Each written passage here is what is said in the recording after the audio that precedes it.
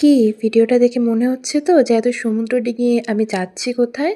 তো হাই, আমি Preeti. Welcome back to my channel. আসলে অনেকদিন ধরেই আমাদের মধ্যে কথা হচ্ছিল যে পরীক্ষার আগে আমরা ছোটখাটো কোথাও একটা কাছাকাছির মধ্যে ঘুরে আসবো। তো সেই জন্যই রোববার সকাল সকাল কোচবিহারের এই প্রতিকূল পরিস্থিতিকে পেরিয়ে আমরা সবাই মিলে বেরিয়ে পড়েছিলাম চিলাপাতার উদ্দেশ্যে। আর গাড়িতে বেশ মজা করে সবাই মিলে গান চালিয়ে আনন্দ করতে করতে খাওয়া দাওয়া করতে করতে আমরা পুরো জার্নিটা এনজয় করছিলাম। আর এর মাঝখানেও কিন্তু আমরা রাস্তায় অনেকবার দাঁড়িয়েছি ছবি ভিডিও তোলার জন্য।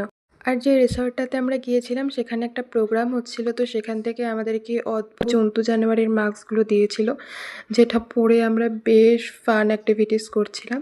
তো যাই হোক, তারপরে আমরা সবাই মিলে কিছু ছবি ভিডিও তুলে নিই। আসলে এতগুলো মেয়ে একসাথে হলে ছবি ভিডিও তুলতে তুলতেই তো প্রায় 1-1.5 ঘন্টা কেটে যায়, ঘুরবো আর কখন।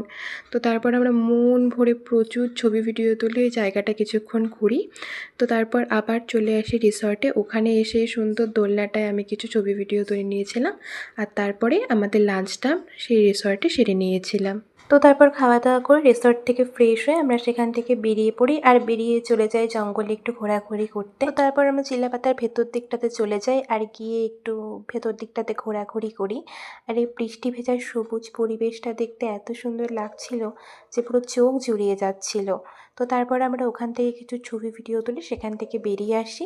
আর আসার সময় দেখি এই সুন্দর ছোট্ট প্রজাপতিটা আমার হাতে বসেছে, যেটা ক্যাপচার না করে আমি আর পারলামই না। আর তারপর তো কোচবিহারে ঢুকে আমরা সোজা চলে গেছিলাম মোমো ম্যাজিক ক্যাফেতে কিছু খাওয়া দাওয়া করতে। তো এভাবেই সবুজ দেখতে দেখতে বন্ধুদের সাথে আমি এই সুন্দর দিনটা আজকে কাটাই। দেখা হচ্ছে অন্য একটা ব্লগে, ততক্ষণের জন্য বাই।